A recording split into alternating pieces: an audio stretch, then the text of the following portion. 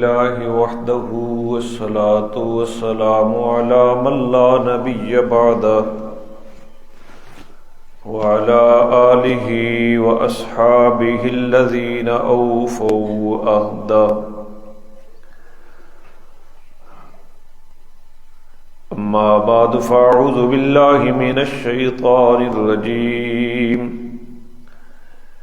بسم اللہ الرحمن الرحیم لقد کان لکم فی رسول اللہ اسوۃ حسنہ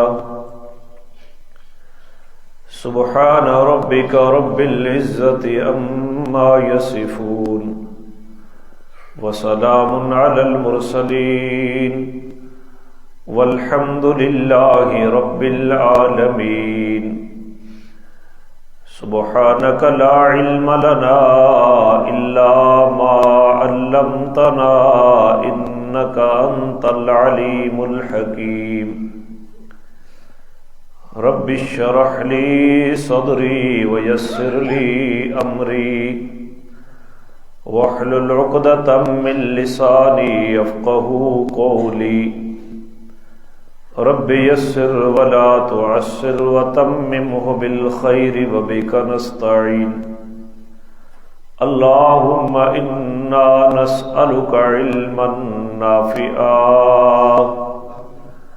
ورزقا واسعا وعملا متقبلا درود شریف پڑھ لیں اللہم صلی علی سیدنا محمد وعلی آل سیدنا محمد افضل صلواتک بعدد معلوماتک وبارک وسلم اللہم صلی علی محمد النبی الامی وعلی آلہ وسلم تسلیما گرامی قدر سامعین حضرات، آج بتوفیق اللہ تعالی 26ویں جمعہ کو جناب رسول کریم علیہ الصلاۃ والتسلیم کی سیرت مقدسہ کو بیان کرنے کی سعادت حاصل کر رہا ہوں۔ اللہ کریم صحیح بیان کی توفیق عطا فرمائے اور فریقین کو اس کے مقتضا پر 100% عمل کی توفیق نصیب فرمائے۔ انتہائی اہم عنوان جس کو رسول اللہ صلی اللہ علیہ وسلم کی زندگی ہمارے لیے جو نمونہ بنائی گئی ہے، تو اس کی اہمیت کے پیش نظر ہمیں اس کی دعوت کو بیان کرنا چاہیے۔ یہ معمولی عنوان نہیں ہے۔ بدقسمتی یہ ہے کہ مساجد کے خطباء باقی تقریروں میں لگے رہتے ہیں، لفاظی شعر و شاعری، لیکن نہ درس قرآن دیتے ہیں، نہ حدیث کا درس دیتے ہیں، نہ سیرت مصطفیٰ کو بیان کرتے ہیں۔ یہ ان تینوں چیزیں انتہائی اہم ہیں۔ اگر رب کائنات نے ہمیں توفیق عطا فرمائی ہے تو ہمیں اس کی پوری قدر کرنی چاہیے۔ پچھلے جمعہ پر میں نے یہ بات عرض کی کہ لا الہ الا اللہ کی پاداش میں رسول اللہ صلی اللہ علیہ وسلم کے ساتھ سرداران مکہ نے جو سلوک کیا وہ آپ کے سامنے رکھا۔ اسی کے تسلسل کو آگے چلاتے ہوئے ایک دن نبی کریم صلی اللہ علیہ وسلم کوہ صفا کی جانب سے آ رہے تھے، رستے میں ابو جہل سے ٹاکرا ہو گیا۔ تو ابو جہل نے آپ کے اوپر سخت جملے کسے، آپ کو گالیاں دی، اذیت پہنچائی، لیکن رسول اللہ صلی اللہ علیہ وسلم نے جواب میں کچھ بھی نہیں کہا، خاموشی اختیار کی۔ وہ ایک مقولہ مشہور ہے کہ جاہلوں کی جاہلیت کا علاج ہی خاموشی ہوا کرتا ہے۔ ان سے بحث نہیں ہوا کرتا، ان سے جھگڑا نہیں ہوا کرتا، آپ نے خاموشی اختیار کی۔ عبداللہ بن جدعان کی باندی وہ اس معاملے کو دیکھ رہی تھی۔ آپ تو چلے گئے، ابو جہل بھی چلا گیا، آپ کے چچا حضرت حمزہ اور رضائی بھائی بھی ہیں، حضور کے رضائی بھائی بھی ہیں اور چچا بھی ہیں۔ وہ بڑے بہادر تھے اور شکار کرتے تھے، تیر کمان ان کے ہاتھ میں تھا اور شکار سے واپس آ رہے تھے تو عبداللہ بن جدعان کی اس باندی نے پیچھے سے آواز دی، اے ابو عمارہ، آج آپ کو پتہ ہے کہ آپ کے بھتیجے کے ساتھ ابو الحکم نے کیا سلوک کیا ہے۔ میں یہ بتاتا چلوں کہ ابو جہل تو حضور نے فرمایا کہ ابو جہل ہے، لوگ اس کو ابو الحکم کہتے، فیصلوں والا، وہ فیصلے کیا کرتا تھا۔ تو حضور علیہ الصلوۃ والسلام نے فرمایا یہ ابو الحکم نہیں ہے بلکہ یہ ابو جہل ہے، نام اس کا عمر بن ہشام تھا۔ تو ابو الحکم نے آپ کے بھتیجے کے ساتھ کیا کیا ہے، آپ کو اس کا علم ہے؟ تو حضرت حمزہ نے کہا کہ مجھے تو علم نہیں۔ تو بتایا عبداللہ بن جدعان کی اس باندی نے کہ یہاں سے گزر رہا تھا تو ابو جہل نے گالیاں دی ہیں، ابو الحکم نے گالیاں دی ہیں۔ تو حضرت حمزہ کی طبیعت کے اندر بھی جوش تھا، غصہ آیا اور غیرت جاگی، حمیت جاگی۔ تو حضرت حمزہ سیدھے حرم کے اندر آئے۔ تو حضرت حمزہ کا طریقہ بھی یہ تھا کہ جب شکار سے واپس آتے تو پہلے گھر نہیں جاتے تھے، سیدھے حرم میں جاتے، طواف کرتے، اس کے بعد گھر جاتے۔ تو غصے سے بھرے ہوئے حرم میں گئے تو ابو جہل قریش مکہ کے پاس بیٹھے تھے۔ تو حضرت حمزہ نے کمان زور سے ابو جہل کے سر کے اوپر ماری کہ اس کا سر پھٹ گیا، سر سے خون بہنے لگا۔ اور کچھ لوگ ابو جہل کے حمایت کے لیے اٹھے تو حمزہ نے کہا کہ تو گالیاں دیتا ہے محمد کو، یہ تیری جرأت کس انداز میں ہوئی؟ تو ابو جہل نے ان لوگوں کو روکا کہ واقعی میں نے اس کے بھتیجے کو تکلیف دی ہے تو حق بنتا ہے حمزہ کا، اس نے جو انتقام مجھ سے لیا ہے۔ پھر حمزہ نے کہا کہ مجھے محمد کی صداقت کے اوپر یقین ہو گیا ہے، میں نے بھی اسی دین کو قبول کر لیا ہے جس کی دعوت میرا بھتیجا محمد دیتا ہے۔ تو کسی نے کہا کہ تو بھی بے دین ہو گیا ہے، حمزہ صابی ہو گیا ہے۔ تو حمزہ نے کہا کہ تم مجھے کس انداز میں روک سکتے ہو؟ جو کر سکتے ہو وہ کر لو، میں نے محمد کے دین کو قبول کر لیا ہے۔ حالانکہ ابھی تک قبول نہیں کیا تھا، یہ اشتعال تھا طبیعت کا کہ میرے بھتیجے کو اس نے گالیاں دی ہیں۔ تو اشتعال میں حمزہ یوں کہہ رہے ہیں۔ وہاں سے گھر آئے اور گھر آ کر پوری رات سوچتے، کشمکش میں شیطانی وساوس کا شکار ہو گئے۔ وہاں تو کہہ دیا، شیطان وسوسہ ڈالتا ہے کہ تو نے بھی ایک صحابی کا دین قبول کر لیا ہے، آباء و اجداد کی دین سے تو نے منہ موڑ لیا ہے، لوگ کیا کہیں گے؟ حمزہ تیری تو شجاعت مشہور ہے، اور اس قسم کے وسوسے۔ تو حمزہ کہتے ہیں کوئی بات سمجھ نہیں آ رہی۔ پھر میں نے اللہ سے دعا کی، اللہ یہ ہدایت ہے، یہ اگر یہ رستہ درست ہے، اللہم ان کان رشدن فاجعل تصدیقہ فی قلبی والا فاجعل لی مما وقعت فیہ مخرجا۔ اللہ یہ اگر درست رستہ ہے تو اس کی تصدیق میرے دل کے اندر ڈال دے، اور اگر یہ رستہ درست نہیں ہے تو اللہ اس سے نکلنے کا کوئی رستہ فراہم کر دے۔ پھر بھی نیند نہیں آتی، آئے حرم میں آ کر دعا کی، تو حرم میں دعا کی برکت سے اللہ تعالیٰ نے حضرت حمزہ کے دل کے اندر جو وساوس آ رہے تھے ان کا علاج فرما دیا، وہ وساوس سارے دور ہوئے۔ اور صبح ہوئی تو سیدھے جناب محمد کریم صلی اللہ علیہ وسلم کی مجلس میں آ کر حضرت حمزہ نے اسلام قبول کر لیا۔ اور اسلام قبول کر لیا، حاضر ہوتے ہی مستدرک حاکم میں ہے، اشہد انک لصادق شہادت المصدق والعارف، میں گواہی دیتا ہوں کہ یقیناً آپ سچے ہیں اور میں آپ کے سچ کی تصدیق کرنے والا ہوں اور آپ کی ذات کو پہچاننے والا ہوں۔ ان الفاظ سے حضرت حمزہ نے اپنے ایمان کا اظہار کیا، اور پھر حضرت حمزہ فرماتے ہیں کہ بھتیجے اب اعلان اپنی دعوت کو شروع کرو، میں دیکھتا ہوں تمہارے مقابل میں کون آتا ہے۔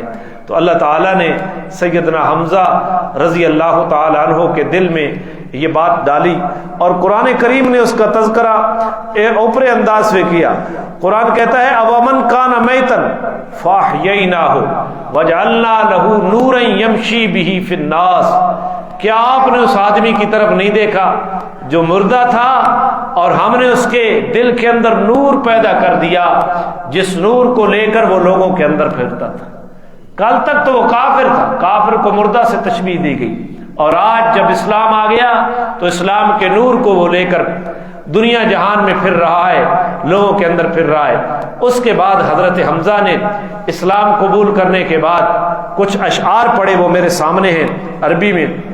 حمدت اللہ حین ہدا فوادی الی الاسلام والدین الحنیفی لدین جاء من رب عزیز خبیر بالعباد بہم لطیفی اذا تلیت رسائلہ علینا تحدر دمع ذی اللب الحسیفی رسائل جاء احمد من ہداہا بآیات مبینۃ الحروف واحمد مصطفیٰ فینا مطاع فلا تغشوہ بالقول العنیف فلا واللہ نسلمہ لقوم ولما نقض فیہم بالسیوف۔ یہ اشعار حضرت حمزہ نے پڑھے کہ میرے بھتیجے اب تو اپنی دعوت کو شروع کر، اور میں دیکھتا ہوں کہ کون آپ کی دعوت کے مقابلے میں آتا ہے۔ ان اشعار کا مطلب یہ بنتا ہے حمدت اللہ حین ہدا فوادی الی الاسلام والدین الحنیفی، میں اللہ کی حمد بیان کرتا ہوں اس بات کے اوپر کہ اس نے میرے دل کو ہدایت عطا کی ہے اسلام کی طرف اور جناب ابراہیم علیہ الصلوۃ والسلام کے حقیقی دین کی طرف۔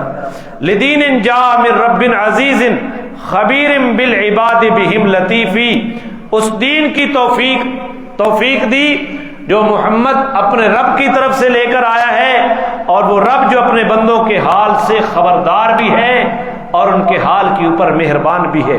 اذا تلیت رسائلہ علینا تحدر دمع ذی اللب الحسیف، جب اس کے پیغام ہمارے اوپر پڑا جاتا ہے تو جو عقل میں کامل لوگ ہیں ان کی آنکھیں آنسوؤں سے بہہ پڑتی ہیں اس قرآن کو سن کر، اس کلام کو سن کر۔ رسائل جا احمد من ہداہا بآیات مبینۃ الحروف، وہ خدا کے پیغام کو احمد مجتبی لوگوں کے لیے ہدایت لے کر آئے ہیں جو صاف صاف اور واضح حروف کے اوپر مبنی ہے۔ واحمد مصطفیٰ فینا مطاع، اور یہ محمد احمد مصطفیٰ جس کو برگزیدہ بنا دیا گیا ہے، یہ ہمارے اندر واجب الاطاعت ہیں۔ فلا تغشوہ بالقول العنیف، لہذا درست کلام کے ذریعے، سخت کلام کے ذریعے اس کی دعوت کے اوپر پردہ مت ڈالو۔ فلا واللہ نسلمہ لقوم ولما نقض فیہم بالسیوف، رب کی قسم ہم اس کو کبھی بھی لوگوں کے حوالے نہیں کریں گے یہاں تک کہ ہماری تلوار فیصلہ کرے گی۔ جب تلوار عاجز آ جائے گی پھر محمد تک کوئی پہنچ سکے گا، اور اگر تلوار ٹوٹ جائے گی تو کوئی پہنچ سکے گا، جب تک تلوار باقی ہے محمد تک کوئی نہیں پہنچ سکتا۔ تو یہ حضرت حمزہ نے اسلام لاتے ہوئے ان اشعار کے ذریعے اسلام کے اس پیغام کو اور رسول اللہ صلی اللہ علیہ وسلم کے دفاع کو رکھا۔ تو سیدنا حمزہ رضی اللہ تعالی عنہ خوبصورت بھی تھے اور خوب سیرت بھی تھے، اور جوان آدمی تھے اور دلیر آدمی تھے۔ حضرت حمزہ کے اسلام لانے کے بعد قریش مکہ کے سرداروں کی جرت حضور کی طرف دیکھنے بھی نہیں ہوئی۔ پہلے تو تکلیفیں دیتے تھے نا، آپ کے گھر کے اندر باہر دروازے کے اوپر کانٹے رکھتے، اونٹ کی گندی اوجڑی سجدے کی حالت میں آپ کے اوپر ڈال دی، اور بکری کی بچی دانی اس کو آپ کے گھر کے اندر پھینک دیا کرتے تھے، اور آپ صلی اللہ علیہ وسلم کے گلے کے اندر پٹکا ڈال کر عقبہ بن معیط نے بل چڑھا دیے تھے۔ یہ ساری باتیں پیچھے گزر چکی ہیں، لیکن جب سیدنا حمزہ اسلام قبول کر کے آئے تو اس وقت پھر کسی کی جرت نہیں ہوئی کہ وہ حضور کو اذیت پہنچا سکے۔ یہ اللہ کی توفیق ہے، وہ جسے دے دے۔ اب بہانہ کیا بنا کہ ابو جہل جو ہے وہ حضور کو گالیاں دیتا ہے، عبداللہ بن جدعان کی باندی وہ اطلاع دیتی ہے حضرت حمزہ کو، قومی غیرت اور قومی حمیت جاگی کہ میرے بھتیجے کے ساتھ یہ ظلم اس نے کیا ہے، تو اس اشتعال میں آ کر ابو جہل کو وہ حضرت حمزہ کمان اس کے سر کے اوپر مارتے ہیں اور کہتے ہیں کہ میں بھی محمد کی تصدیق کرنے والا ہوں، میں بھی محمد کے دین کے اوپر ایمان لانے والا ہوں۔ تو اللہ تعالیٰ ہدایت دینے پہ آئے تو کوئی بہانہ بھی بن سکتا ہے۔ وہ کہتے ہیں رحمت حق بہانہ می جویت، اللہ کی رحمت بہانے ڈھونڈا کرتی ہے۔ لوگ کہتے ہیں نا کہ اتفاق ہو گیا، اتفاق ہو گیا۔ ہمارے بزرگوں میں ایک نام ہے حضرت مولانا مفتی محمد شفیع رحمہ اللہ تعالی، مفتی محمد تقی عثمانی کے والد محترم تھے۔ اپنے زمانے میں ان کو علماء مفتی اعظم پاکستان کہا کرتے تھے، بڑے عجیب قسم کے فقیہ تھے۔ وہ فرماتے اپنی کتابوں میں کہ اتفاق کچھ بھی نہیں ہے، دنیا میں جو کچھ ہو رہا ہے یہ اللہ کے حکم سے ہو رہا ہے۔ اتفاق تو ہماری نظر میں ہے نا کہ ہم کہتے ہیں اتفاق ہو گیا، اتفاق کچھ بھی نہیں ہے۔ اللہ کا امر جب متوجہ ہوتا ہے اسی وقت سب کچھ ہو رہا ہے، لیکن ہمیں علم نہیں ہوتا تو ہم کیا کہہ دیتے ہیں کیا ہو گیا۔ لہذا جب اتفاقی صورت ہمارے علم کے مطابق پیش آئے تو اس کو اتفاق کہہ کر آگے نہیں چل دینا چاہیے، اس کے اوپر بھی اللہ کا شکر ادا کرنا چاہیے۔ مجھے آج کوئی دوائی ضرورت تھی تو وہ چینجی سے ملتی ہے، تو میں نے فون کیا بھائی عطر کو کہ آپ کہاں ہیں؟ میں نے سمجھا بھائی شاید شام کو اس نے آنا ہے، تو اس نے کہا میں گھر آ رہا ہوں۔ ابھی کہاں ہے؟ جاٹلا سے آگے ہوں اور چینی سے تھوڑا سا پیچھے ہوں۔ میں نے کہا چینی اڈے کے اوپر ایک میڈیکل کی دکان ہے، فلاں آدمی کا نام ہے، آپ اس کے پاس جائیں اور میری بات کروائیں۔ تو 2 منٹ کے بعد اس نے میری بات کروا دی۔ اب میرے دل میں بھی خیال آیا کہ یہ اتفاق ہو گیا، فوراً مفتی صاحب کی بات ذہن میں آئی، اتفاق نہیں ہوا، رب کا حکم متوجہ ہو گیا۔ تو اسی وقت کیا کہنا چاہیے؟ الحمدللہ، اللہ میرے دل میں ایک خواہش پیدا ہوئی، تو نے اس کو تکمیل دے دی فوراً، تو اس کے اوپر بھی کیا کہنا ہے؟ الحمدللہ، اللہ کی طرف۔ تو حضرت حمزہ رضی اللہ تعالیٰ عنہ کو یہ اتفاق نہیں ہوا، حکم ربی متوجہ ہوا، تو پھر تھوڑی سی بات آگے چل گئی، تو حضرت حمزہ رضی اللہ تعالیٰ عنہ کو اللہ تعالیٰ نے اس وجہ سے اسلام کی توفیق عطا فرمائی۔ اب جب قریش مکہ نے دیکھا کہ حمزہ جیسا بہادر جوان مسلمان ہو گیا ہے، اب جو داعیے نبوت ہے اس کے اوپر تو ہم ہاتھ نہیں اٹھا سکتے، لہذا انہوں نے پیترا بدلا کہ جو کمزور مسلمان ہیں ان کو اذیتوں کے اندر جگڑو، ان کو تکلیفیں دو، ان کو آگے رکاوٹ بنو تاکہ وہ لوگ بھی دین اسلام سے پھر جائیں۔ تو قریش مکہ نے اذیتوں کا یہ سلسلہ شروع کر دیا۔ ابو جہل چونکہ سردار تھا، وہ اگر کوئی تاجر ایمان لاتا تو اس کے پاس جاتا کہ ہم تیری تجارت کا بائیکاٹ کر دیں گے، اگر تو نے محمد کا انکار نہیں کیا تو ہم بائیکاٹ کر دیں گے۔ اگر کوئی معزز آدمی اسلام لاتا تو ابو جہل اس کو جا کر دھمکاتا کہ تیری عزت خاک میں ملا کے رکھ دی جائے گی، اور اگر کوئی کمزور آدمی مسلمان ہوتا تو اس کے اوپر تو بس بھی چلتا تھا ان کا، اس کو مارتے، اتنا مارتے، روایات کے اندر آتا ہے کہ جو صحابہ غریب مسلمان ہوئے تھے ان کے جسم کے اوپر اسلام کی پاداش میں جو چوٹیں اور زخم آئیں وہ سیدھے بیٹھ نہیں سکتے تھے، وہ سیدھے سو نہیں سکتے تھے۔ ہمارا تو کچھ بھی نہیں ہوا، کچھ بھی نہیں لگا ہے۔ حضرت خباب ابن عرت رضی اللہ تعالی عنہ حضور علیہ السلام کے پاس آئے، جب تکالیفیں حد سے آگے چلی گئیں، آپ حرم کے اندر بیٹھے ہیں، بیت اللہ کی دیوار کے ساتھ ٹیک لگا کر بیٹھے ہیں، تو خباب ابن عرت عرض کرتے ہیں کہ یا رسول اللہ آپ ہمارے لیے دعا کیوں نہیں کر دیتے، اللہ ان کی تکالیفوں سے ہمیں نجات دے دے۔ حضور علیہ السلام روایت میں آتا ہے غضبناک ہو گئے اور آپ نے ٹیک چھوڑ دی۔ آپ نے فرمایا ابھی تک تمہاری اوپر وہ وقت نہیں آیا جو پچھلی امتوں کے اوپر آیا تھا کہ دین الہی کی پاداش میں لوہے کی کنگیاں ان کے جسم کے اوپر پھیری گئیں، چمڑے کو گوشت سے الگ کر دیا گیا اور گوشت کو ہڈیوں سے الگ کر دیا گیا، لیکن ان کے پائے استقلال میں کمی نہیں آئی۔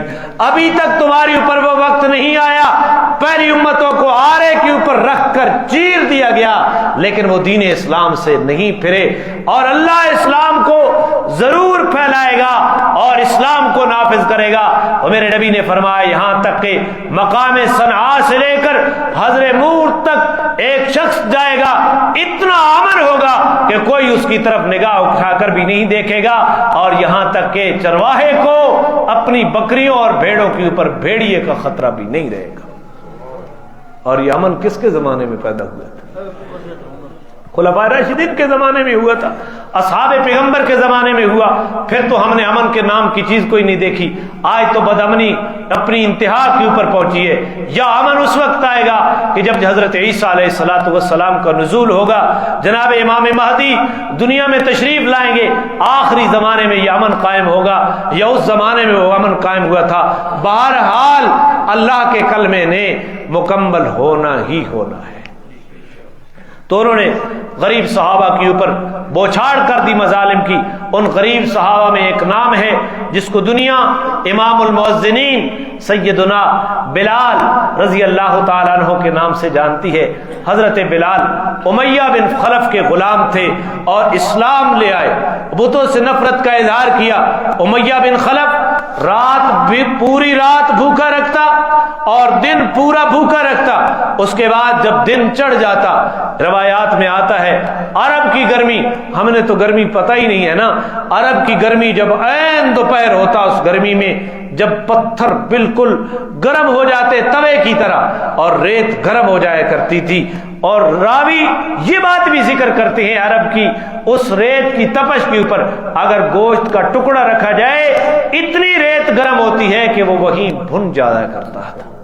حضرت بلال کو امیہ بن خلف رات دن بھوکا رکھتا، پھر دوپہر کے وقت اس کو پتھر کے اوپر لٹا دیتا، کبھی گرم ریت کے اوپر لٹا دیتا، اور لڑکوں کو کہتا ایک بڑا بھاری پتھر لے آؤ اور اس کے سینے کے اوپر رکھ دو اور اسے کہو اسی حالت میں تیری موت آ جائے گی جب تک کہ تو محمد کو نہیں چھوڑ دیتا، جب تک کہ تو لات اور عزا کی پرستش دوبارہ نہیں شروع کر دیتا، اسی حالت میں تیری موت آ جاتی۔ تو تاریخ اٹھا کے دیکھیں، بلال کہتا احد احد احد احد۔ پھر جب بلال اس سے بھی باز نہ آتا تو بلال کو انگاروں کے اوپر لٹا دیا جاتا، بلال کی چربی پگھل کر ان انگاروں کو بجھایا کرتی تھی، لیکن بلال پھر بھی کہتا احد احد۔ بلال اس سے بھی باز نہ آتا تو اس کے پاس گائے کا ایک چمڑا تھا، اس چمڑے کے اندر بلال کو بند کر کے تپتی ہوئی دھوپ کے اندر رکھ دیتا بلال کو،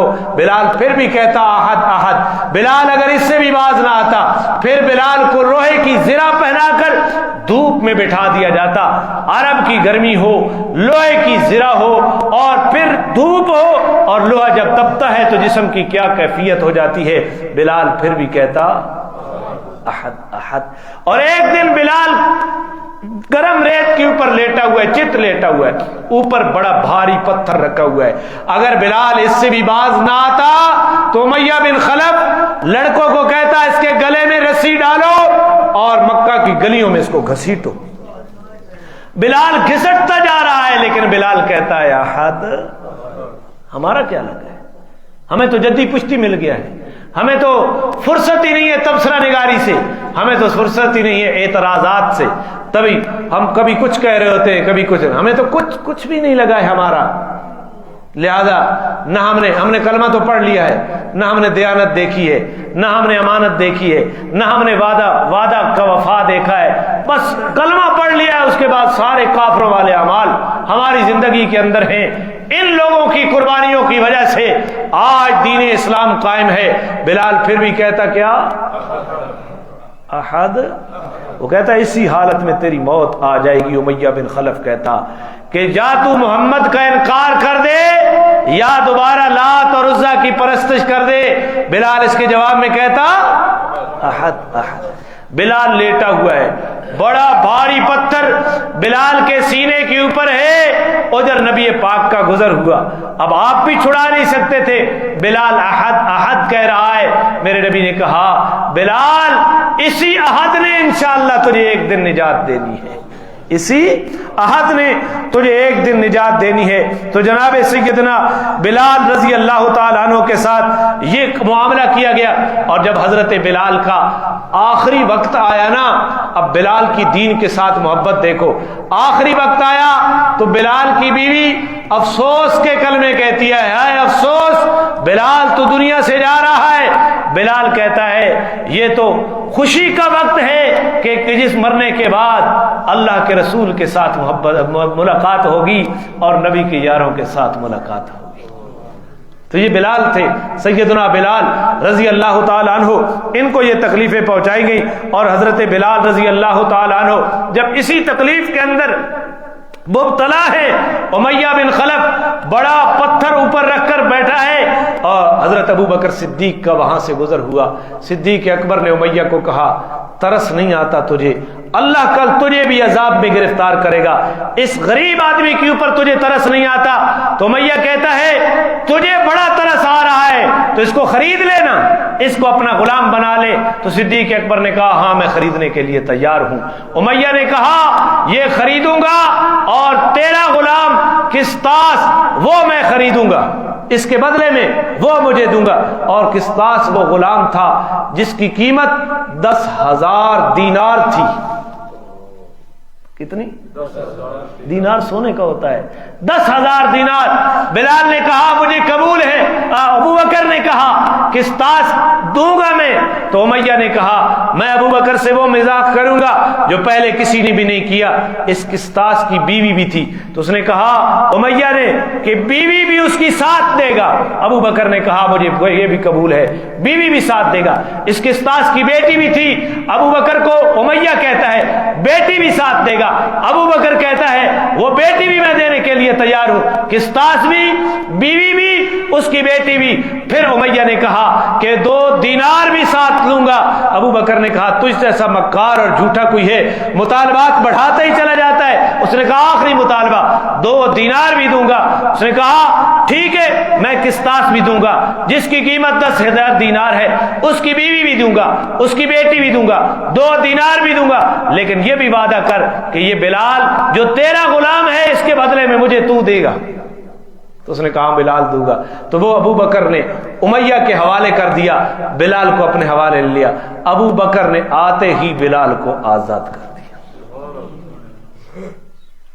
ابو بکر نے آتے ہی، ابو سفیان نے تبصرہ کیا ابو بکر خواہ مخواہ اپنا مال ضائع کرتا ہے، کتنا قیمتی غلام دے دیا، اس کی بیوی بھی دے دی اور اس کی بیوی بیٹی بھی دے دی، 7 دینار بھی دیے، اور بلال اس کے مقابلے میں کچھ بھی نہیں ہے، یہ تو نے لیا اور اس کو بھی آزاد کر دیا، اپنا مال ہی ضائع کرتا ہے۔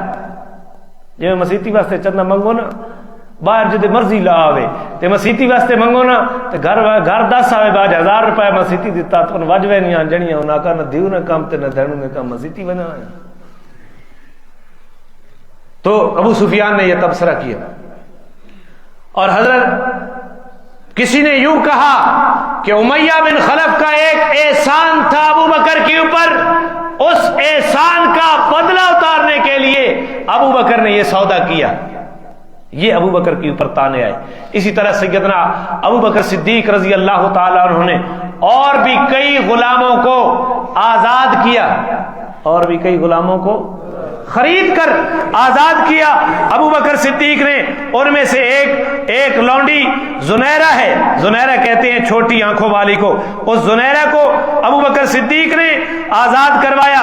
زنیرہ کو مشرکین مکہ نے اتنا مارا تھا اس کی بینائی چلے گی، اور قریش مکہ زنیرہ کے بارے میں کیا کہتے، اور قرآن نے اس کا تذکرہ کیا ہے، وقال الذین کفروا للذین آمنوا لو کان خیرا ما سبقونا الیہ، کافر ایمان والوں کو یہ کہتے اگر یہ ایمان محمد کے اوپر ایمان اور اللہ کی وحدانیت کے اوپر ایمان یہ اگر کوئی خیر کی چیز ہوتا تو ہمیں پہلے ملتا، یہ خیر کی چیز ہوتی تو ہمیں پہلے ملتی۔ اور زنیرہ تیری آنکھیں چلی لات اور عزا کی وجہ سے، لات اور عزا کی گستاخیوں کی وجہ سے زنیرہ نے کہا لات اور عزا کو تو یہ بھی پتہ نہیں ہے کہ کن کن نے ان کی عبادت کی ہے، کن کن نے ان کی عبادت کی ہے۔ یہ آنکھوں کا دینا اور آنکھوں کی بینائی کا واپس لے لینا یہ میرے اللہ کے اختیار میں ہے۔ زنیرہ کہتی ہے کہ میرا اللہ چاہے گا تو بینائی واپس کر دے گا، میرا اللہ چاہے گا تو بینائی۔ زنیرہ سوئی، صبح اٹھی تو اللہ نے بینائی واپس کر دی تھی، بینائی۔ یہ زنیرہ کی کرامت ہے۔ آنکھیں دیکھی قریش مکہ نے زنیرہ کی تو کہنے لگے یہ بھی محمد کے جادو کا کمال ہے۔ محمد نے کیا کر دیا ہے؟ جادو کر دیا ہے۔ صدیق اکبر نے زنیرہ کو بھی خرید کر آزاد کیا، صدیق اکبر نے ابو فقیہ کو بھی آزاد کیا، صدیق اکبر نے بہت سارے غلاموں کو آزاد کیا۔ صدیق اکبر کا والد ابو قحافہ وہ بھی ابھی کافر ہے، وہ کہتا ہے ابو بکر تو نے جو ان غلاموں کو آزاد کرنا ہی ہے، تو نے اپنا مال برباد کرنا ہی ہے، اگر تو نے تو کم از کم تکڑے اور طاقتور غلاموں کو آزاد کر تاکہ کل دکھ اور مصیبت میں تیرے کام تو آ سکے، کل ویلے کو ویلے تیرے جی میں سیاسی زکات دینے انہوں جڑے کل ووٹ دے۔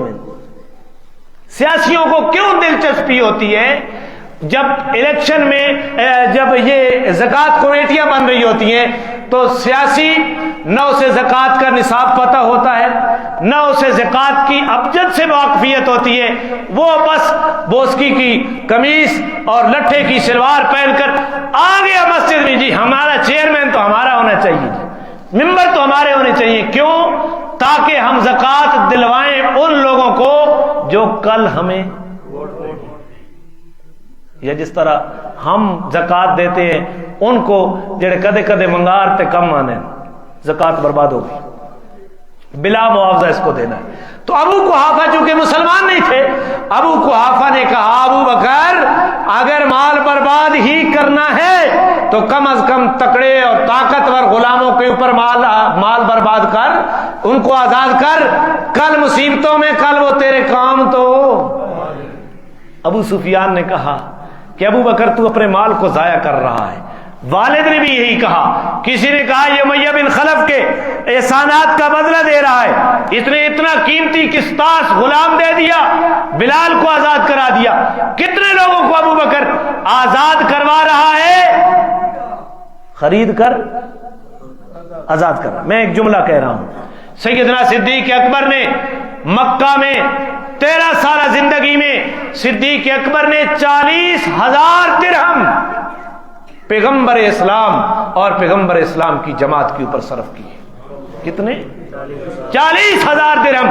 جب صدیق اکبر کے پاس جو کچھ بچا سفر ہجرت میں خرچ کر دیا، اور جو بچا مسجد نبوی کی زمین خریدنے کے اوپر صرف کر دیا، کچھ بھی نہیں بچا تو صدیق اکبر کمبل لپیٹ کر حضور کی مجلس میں آ گئے اور کہتے ہیں اللہ میں اس حال میں بھی تیرے اوپر راضی ہوں۔ تو جب لوگوں نے کہا کہ صدیق تو اس لیے کر رہا ہے تو قرآن نے سورہ واللیل میں واللیل اتری، اور سورہ واللیل کی آیات میں پڑھ رہا ہوں، یہ سیدنا صدیق اکبر کی شان میں اتری کہ جب یہ تو مفادات کے لیے یہ سب کچھ خرچ کر رہا ہے۔ فاما من آتا واتقا، بھلا وہ آدمی جس نے دیا واتقا اور تقوی اختیار کیا، اللہ سے ڈرا، وصدق بالحسنى اور جس نے نیکی کی بات کی تصدیق کی، فَسَنُيَسِّرُهُ لِلْيُسْرَى ہم اس کے لیے جنت کے اعمال آسان کر دیں گے۔ یہ آیت اگرچہ نزول تو صدیق اکبر کے ان اعمال کی وجہ سے ہوا ہے، لیکن قیامت تک کے لیے جس کے اندر یہ صفات آتی جائیں گی وہ ان کو شامل ہوتی جائیں گی۔ فَأَمَّا مَنْ آتَى وَاتَّقَى وَصَدَّقَ بِالْحُسْنَى جس نے مال دیا اور اللہ سے ڈرا، نیک بات کی تصدیق کی، اور ہم اس کے لیے جنت کے اعمال کو آسان کر دیں گے۔ وَأَمَّا مَنْ بَخِلَ اس کے مقابل جس نے بخل کیا، وَاسْتَغْنَى اور بے پرواہ رہا کہ دین اسلام کو قبول کریں یا نہ کریں، وَكَذَّبَ بِالْحُسْنَى اور نیک بات کو اس نے جھٹلایا، فَسَنُيَسِّرُهُ فَنُيَسِّرُهُ لِلْعُسْرَىٰ، ہم اس کے لیے جہنم والے اعمال کو آسان کر دیں گے. وَمَا يُغْنِي عَنْهُ مَالُهُ اِذَا تَرَدَّىٰ، جب ہلاکت آ جائے گی نا اس وقت اس کو اس کا مال فائدہ نہیں پہنچائے گا. اِنَّ عَلَيْنَا لَلْهُدَىٰ، ہدایت دینا ہمارے اختیار میں ہے. وَإِنَّ لَنَا لَلْآخِرَةَ وَالْأُولَىٰ، دنیا بھی اور آخرت بھی ہمارے قبضے میں ہے. آخرت کے مالک بھی ہم ہیں، دنیا کے مالک بھی ہم ہیں. فَأَنذَرْتُكُمْ نَارًا تَلَظَّىٰ، میں تمہیں ڈراتا ہوں بھڑکنے والی آگ سے. لَا يَصْلَاهَا إِلَّا الْأَشْقَىٰ الَّذِي كَذَّبَ وَتَوَلَّىٰ، اس آگ کے اندر ہمیں وہی داخل ہوگا جو سب سے زیادہ بدبخت ہے، جس نے منہ پھیرا اور تکذیب کی. اس سے مراد امیہ بن خلف ہے. وَسَيُجَنَّبُهَا الْأَتْقَىٰ، اور ان قریب ہم اس آگ سے بچائیں گے اتقا کو. کس کو؟ اتقا، جو سب سے زیادہ کیا ہے؟ تقوی والا ہے.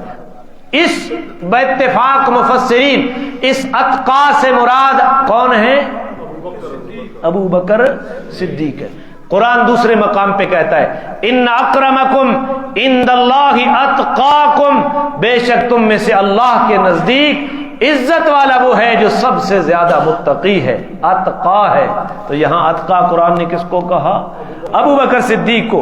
وَسَيُجَنَّبُهَا الْأَتْقَىٰ، ہم عنقریب نجات دے دیں گے، بچا دیں گے اتقا کو. کون اتقا؟ الذی یؤتی مالہ یتزکا، جو اپنا مال اس لیے دیتا ہے تاکہ وہ پاک رہے. تاکہ وہ کس نے مال دیا تھا؟ انہاں کہا ابو بکر مال ضائع کر رہا ہے. قرآن نے کہا وہ مال اس لیے لگا رہا ہے تاکہ وہ پاک ہو. وَمَا لِأَحَدٍ عِندَهُ مِن نِعْمَةٍ تُجْزَىٰ، وہ کسی کے احسان کا بدلہ دینے کے لیے مال نہیں خرچ کر رہا. کیا کہا تھا لوگوں نے کہ امیہ بن خلف کا احسان تھا، اس احسان کا بدلہ چکانے کے لیے اس نے اتنا قیمتی غلام دے دیا ابو بکر نے. تو فرمایا وَمَا لِأَحَدٍ عِندَهُ مِن نِعْمَةٍ تُجْزَىٰ، وہ کسی کا احسان پورا کرنے کے لیے بدلہ نہیں دے رہا تھا. إِلَّا ابْتِغَاءَ وَجْهِ رَبِّهِ الْأَعْلَىٰ، وہ اپنے رب کی رضا کو تلاش کرنے کے لیے مال خرچ کر رہا تھا.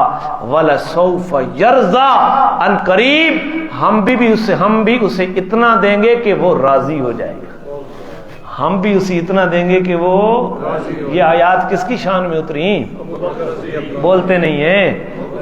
کس کے؟ جس کی صفات قرآن اس انداز میں کرے. بھلا وہ فاطمہ کا مال غصب کر سکتا ہے؟ یہ تو ظالموں تم نے کہانی بنائی ہے. اللہ تعالیٰ سمجھ نصیب فرمائے. آل تشیع کہتے ہیں یہاں یہ آیات اتری ہیں حضرت علی المرتضیٰ رضی اللہ تعالی عنہ کے بارے میں، لیکن یہ آیات اتری حضرت علی کے بارے میں نہیں ہے. کیوں؟ آگے پڑھیں، پیچھے پڑھیں، مقام نزول کو دیکھیں. یہ اس وقت کی بات ہے جب جناب ابو طالب کی وہ کمزوری کی حالات میں حضرت علی المرتضیٰ رضی اللہ تعالی عنہ رسول اللہ صلی اللہ علیہ وسلم کی پرورش میں تھے. اور ابو بکر کے ہاں اس وقت کپڑے کی 40 دکانیں تھیں. 40 درہم ہوتا، 1000 درہموں کا مالک تھا ابو بکر. ابو بکر نے ہی مال خرچ کر کے غلاموں کو خریدا اور پھر اس کو آزاد کیا. یہ اس آدمی کے بارے میں کہا جا رہا ہے جس کے پاس مال تھا اور اس نے مال خرچ کیا. جب یہ نازل ہو رہی تھی اس وقت یہ پوزیشن جناب علی المرتضیٰ کی نہیں تھی. انہوں نے تو یہ بھی کہہ دیا اللہ لا الہ الا هو الحی القیوم لا تاخذہ سنۃ ولا نوم. یہ کس کی صفات ہے؟ لہو ما فی السماوات وما فی الارض من ذا الذی یشفع عنده الا باذنہ یعلم ما بین ایدیہم وما خلفہم ولا یحیطون بشیء من علمہ الا بما شاء وسع کرسیہ السماوات والارض ولا یعودہ حفظہما. یہ ساری بات کس کی ہو رہی ہے؟ اللہ کی ہو رہی ہے. وَهُوَ الْعَلِيُّ الْعَظِيمُ، وہی اللہ علی بلند بھی ہے، العظیم شیعوں نے کہا وَهُوَ الْعَلِيُّ الْعَظِيمُ، وہ علی عظیم ہے. جہاں علی صفت کس کی تھی؟ انہوں نے کہا کہ یہ اللہ کی صفت نہیں ہے بلکہ کس کی، یہ نام کس کا ہے؟ علی کا. لہذا تمہارے پیچھے تو ہم چل پڑے تو تم جدھر مرضی آیات کو کھینچ تان کے لے جاؤ. تو اللہ تعالیٰ سمجھے بے اتفاق مفسرین یہ آیات سیدنا صدیق اکبر رضی اللہ تعالی عنہ کے حق میں نازل ہوئی کہ مال ابو بکر نے ضائع نہیں کیا، مال ابو بکر نے کسی کا احسان کا بدلہ دینے کے لیے ابو بکر نے ان غلاموں کی آزادی کے اوپر صرف نہیں کیا. باپ کہتا ہے تگڑے غلاموں کو خرید کر آزاد کر کہ کل مشکلات میں احسان ہوگا تو وہ تیرے کام آئیں گے. اللہ نے گواہی دے دی اِلَّا ابْتِغَاءَ وَجْهِ رَبِّهِ الْأَعْلَىٰ وَلَسَوْفَ يَرْضَىٰ. وہ خرچ کرتا ہے اللہ کی رضا کے لیے خرچ کرتا ہے، کل اس خرچ کا بدلہ ہم بھی اتنا دیں گے یرضا کہ ابو بکر بھی راضی ہو جائے گا، ابو بکر بھی راضی ہو جائے گا. تو یہ سیدنا صدیق اکبر رضی اللہ تعالی عنہ کی وہ باتیں تھی کہ سیدنا صدیق اکبر نے ان کو آزاد کیا. بس آخری واقعہ سنا کے پھر بات ختم کرتا ہوں. میں عرض کر رہا تھا کہ جب حضرت حمزہ مسلمان ہوئے تو قریش مکہ کی دال نہ گل سکی نا حضور تک، تو انہوں نے کمزور مسلمانوں کے اوپر اپنا رخ کر لیا اور ان کو گھسیٹنا شروع کر دیا، حتیٰ کہ 4 آدمی مرتد ہو گئے تھے، واپس پلٹ گئے تھے اور اسلام سے پھر گئے تھے. انہی کے دباؤ کی وجہ سے غزوہ بدر نے اللہ تعالیٰ نے مسلمانوں کے ہاتھوں انہی 4 مرتدوں کو ذبح کروا دیا. ایک صحابی ہیں حضرت خباب ابن عرط رضی اللہ تعالی عنہ، ان کی مالکہ ام انمار وہ گرم کوئلوں کے اوپر لٹا دیتی تھی اور اوپر پتھر رکھ دیتی تھی. یہ برس کے نشان پڑ گئے تھے حضرت خباب ابن عرط رضی اللہ تعالیٰ عنہ کے. اور ام انمار لوہے کا ٹکڑا ایک کڑا گرم کرتی آگ میں اور خباب کے سر کے اوپر رکھتی، کہتی یا محمد کا انکار کر دے وگرنہ یہ داغ تو تیرے اوپر لگتا رہے گا. اب خباب آئے رسول اللہ کے پاس، یا رسول اللہ بڑی مشکل میں پھنس گیا ہوں، میرے لیے دعا کریں. رسول اللہ صلی اللہ علیہ وسلم نے اللہ سے دعا کی اللہ خباب کی مدد فرما. اب اسی عورت جو خباب کے سر کو گرم کڑے سے داغ دیتی تھی اس کے سر میں شدید درد ہوا اور کسی نے علاج تجویز کیا کہ لوہے کا کڑا آگ میں تپا کر اس کے سر کو داغ دیا جائے، یہ درد تب جائے گا. خباب اسی کڑے کو آگ میں تپاتے تھے اور اپنی اس مالکہ کے سر کو داغ دیتے تھے، تب اس کے سر کا درد ٹھیک ہوتا تھا. اللہ قادر ہے. وہ جو جس چیزوں سے خباب کو اذیتیں دے رہی ہے انہیں اذیتیں اللہ نے واپس پلٹ دی. حضرت عمر کے زمانے میں خباب ابن عرط رضی اللہ تعالی عنہ آئے تو امیر المومنین اپنی مسند کو چھوڑ کر حضرت خباب کو اپنی مسند کے اوپر بٹھا دیتے ہیں.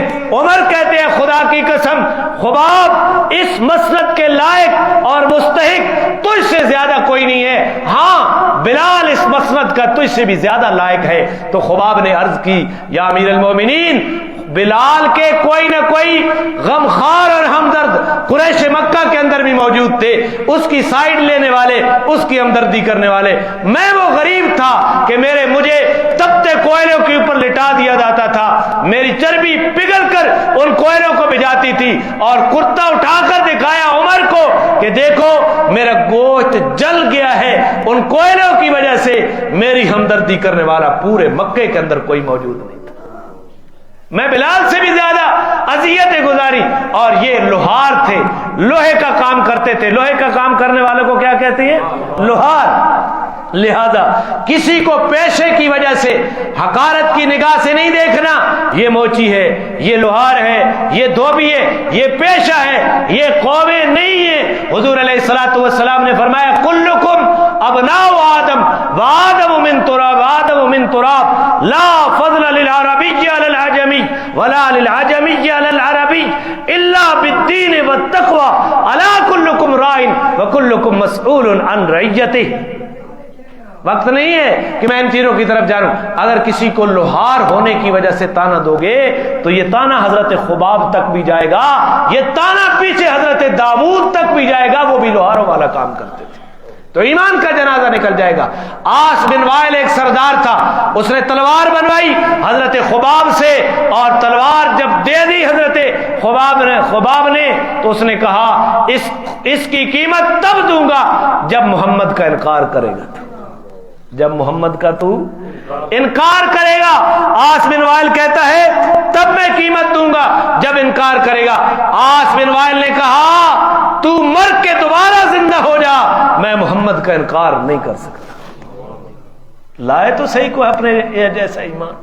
اعتراض کرنا بڑا آسان ہے، تاریخ کے حوالے لے لے کر کہ صحابہ نے یوں کیا، صحابہ نے یوں کیا۔ تاریخ لوگوں کی لکھی ہوئی ہے، غیر معصوم لوگوں کی لکھی ہوئی ہے، اور قرآن اللہ کی کلام ہے۔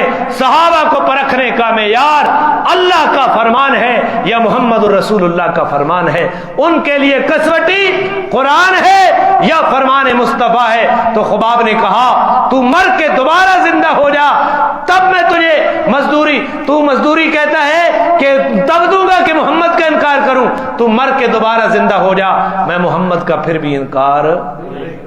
اس نے کہا آس بن وائل نے اچھا مرنے کے بعد دوبارہ زندہ ہونا ہے تو مجھے دنیا میں بھی اس نے مال و دولت دیا ہے، سرداری بھی دی ہے، تو دنیا میں جس نے مجھے اتنا میرے اوپر راضی ہے، مر کے دوبارہ زندہ کیا تو وہاں بھی میرے پاس مال ہوگا، وہاں آ جانا اور مال۔ آس بن وائل بھی ایک سردار تھا۔ چلو میں واقعی نے درمیان میں ایک ضمنی چھوڑن لگا، یہ بھی تجربہ کر کے نا آپ دیکھ لیں، میکسیمم جتنے سردار ہوتے ہیں وہ غربا کی مزدوریاں دبا کر قبر میں چلے جاتے ہیں۔ تجربہ کر لیں، اللہ ماشاء اللہ 100 میں سے کوئی 2-3 ایسے ملے، 97-98 ایسے ملیں گے جو غریبوں کی مزدوری دبا کے رکھتے ہیں اور مزدوری کھا کر غریبوں کے مقروض ہو کر قبر میں جاتے ہیں۔ آپ سرداروں کی زندگی پڑھ لیں، آپ کو اپنے شہر کے اندر بھی جتنے سرداری کے دعوے دار ہیں ایسے نظر آئیں گے۔ اللہ تعالیٰ ایسی سرداری سے محفوظ فرمائے۔ یہ جو کہتے ہیں نا راٹھ کھوانا سوکھ ہے لیکن راٹھ بڑھنا بڑا ہوگا۔ آس بن وائل نے بھی کہا نہیں، لوہار ہے نا بے، غریب ہے، غلام ہے، کیا کر لے گا تو میرا، لہذا مزدوری تب دوں گا جب محمد کا انکار کرے گا۔ اس نے کہا تم مر کے دوبارہ زندہ ہو جا، تب بھی میں محمد کا انکار نہیں کر سکتا۔ اس نے کہا پھر مرنے کے بعد اگر میں دوبارہ اٹھا تو دنیا میں مال و دولت تو اللہ نے مجھے بہت دیا ہے، آخرت میں پھر دے گا، وہاں مزدوری لے لینا۔ قرآن نے اس کا تذکرہ کیا ہے، میرے سامنے قرآن ہے۔ قرآن نے کہا افرأیت الذی کفر بآیاتنا، کیا تو نے دیکھا ہے اس آدمی کی طرف جو ہماری آیات کا انکار کرتا ہے، وقال لأوتین مالا وولدا، اور کہتا ہے کہ اگر میں دیا گیا وہاں بھی ضرور دیا جاؤں گا، مال بھی، اور وہاں بھی مجھے مال بھی ملے گا۔ اور جی ایسی یاد ہے نا بھائی، نوکری مل گئی تے پیسے بڑے وافر مل گئے، ویلے جوگی بھی بہوں تے رچ کتے لڑاون جوگی بھی، تے اللہ بڑا راضی ہے۔ پیسوں کی کثرت اللہ کی رضا کی دلیل نہیں ہے، اطاعت کا جذبہ مل جانا یہ اللہ کی رضا کی دلیل ہے، وگرنہ آج بھی دنیا کے اندر معیشت یہود اور نصارہ کی مضبوط ہے، تو اللہ راضی ہے ان کے اوپر؟ نہیں۔ حضور علیہ السلام کے گھر کے اندر تو ایک مہینے تک چولہا نہیں جلا کرتا تھا، تو وہ کہتا کہ مال اور اولاد وہاں بھی میں ضرور دیا جاؤں گا۔ اطلع الغیب، اللہ نے فرمایا کیا غیب کے اوپر مطلع ہو گیا ہے کہ تجھے وہاں بھی ملے گا؟ وَأَمِ اتَّخَذَ عِندَ الرَّحْمَٰنِ عَہْدًا، یا تو نے رحمان سے کوئی اسٹام لکھوا لیا ہے کہ تجھے وہاں بھی مال ملے گا، جنت بھی ملے گی، اولاد بھی ملے گی؟ کلا، ہرگز ایسی بات نہیں ہے، وہاں کچھ بھی نہیں ملے گا۔ سنکتب ما یقول، جو وہ کہہ رہا ہے ہم لکھوا رہے ہیں، ونمد له من العذاب مدا، ہم اس کے عذاب کو مہلت میں بڑھاتے چلے جا رہے ہیں۔ ونرثه ما یقول، جو وہ کہہ رہا ہے اس کے وارث ہم ہوں گے۔ دنیا میں جب یہ چلا جائے گا اس کی اولاد کی وارث بھی ہم ہوں گے، اس کی جائیداد اور اس کے مال کی وارث بھی ہم ہوں گے۔ وَيَأْتِينَا فَرْدًا، اور ہم اس کے قیامت کے دن لائیں گے اکیلا کر کے، لائیں گے، نہ مال ہوگا نہ اولاد ہوگی۔ تو یہ حضرت خباب بن ارت کو جب اس نے یہ جواب دیا نا، اللہ تعالیٰ نے قرآن اتارا، تو صحابہ تو وہ ہیں جن کی دلداری کے لیے اللہ عرش سے قرآن اتار کر جبریل امین کو دے کر محمد کریم کے قلب کے اوپر اتار دیا کرتا ہے۔ اللہ ہمیں بھی اسلام کی خدمت کے لیے قبول فرما۔ بیٹھے رہیں بھائی۔